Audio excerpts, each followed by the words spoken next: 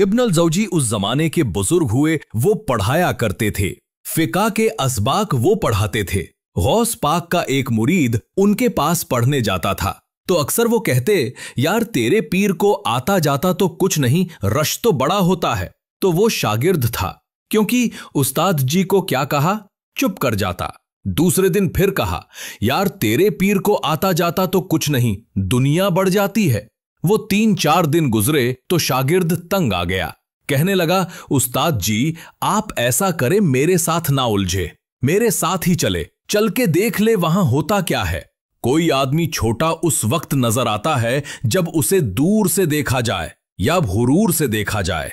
तो वो कहते हैं, मैं खुद इतना बड़ा अल्लामा हूं, मैं क्यों जाऊं कहीं, मैं नहीं जाता।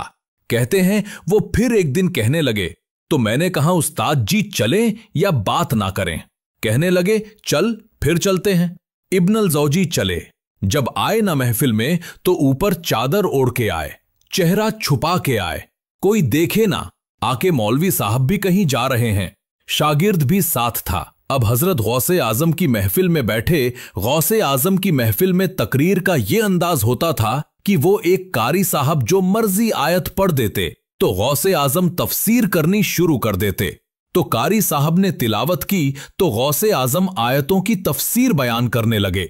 आयत की तफसीर बयान की तो शागिर्द ने उस्ताद जी से छुपे हुए थे, तो उनकी जब गौस तरफ देखा तो कहने लगे, ये तो मुझे भी आती है। दूसरी तफसीर बयान की तो कहने लगे, ये भी मुझे आती है। तीसरी की तो मैंने कहा, ये भी 11 तफसीरें की तो मैंने कहा, आती है। जब 12वीं आई ना तो मेरी आंखें खुल गईं। 13वीं आई तो बस फिर नजर उठ गई। 14वीं आई तो शागिर्द कहने लगा, उस्ताद जी इसके बारे में। मैंने कहा, चुप कर, बीच में बोलना, सुनने दे हजरत क्या फरमाते हैं। उसे चुप करा दिया। कहते हैं 40 तफसीर हजरत ने बयान की। सुभान अल्लाह।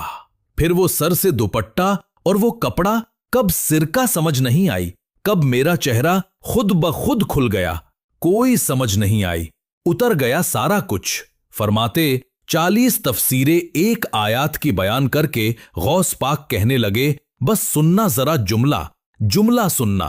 फरमाने लगे, बस भाई अब काल खत्म, अब हाल की तरफ आते हैं। अब काल खत्म, जाहिरी बातें खत्म, अब आओ हाल की तरफ। तो इब्न अल-जौजी कहते हैं, मैं संजीदा आदमी था, पर अल्लाहु अकबर कहा तो मेरा कुर्ता फट गया, पगड़ी गिर गई और मैं गौसे आजम के कदमों में लगा। मैंने कहा, बाबा आज इतना ही, आगे नहीं जाना वरना कलेजा फट जाएगा, आगे नहीं जाना वरना बिखर जाएगी हर चीज। कहो तो हयात कह दूं, हकीकत कायनात कह दूं, वो बात कह दूं जो पत्थरों के दिलों को भी पाश पाश कर दे, सदाकतें बेहिजाब कर दे, हकीकतें आशिकार कर दे। हर एक जर्रा ये कह रहा है और मुझे आफताब कर दे। कहूं आगे बात?